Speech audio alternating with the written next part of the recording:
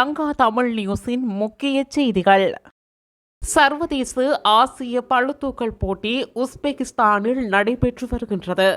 குறித்த போட்டியில் இலங்கையை பிரதிநிதித்துவப்படுத்திய யாழ்ப்பாணம் சாவகச்சேரியைச் சேர்ந்த புசாந்தன் 3வது இடத்தை தன்வசப்படுத்தி சாதனை படைத்துள்ளமை குறிப்பிடத்தக்கது.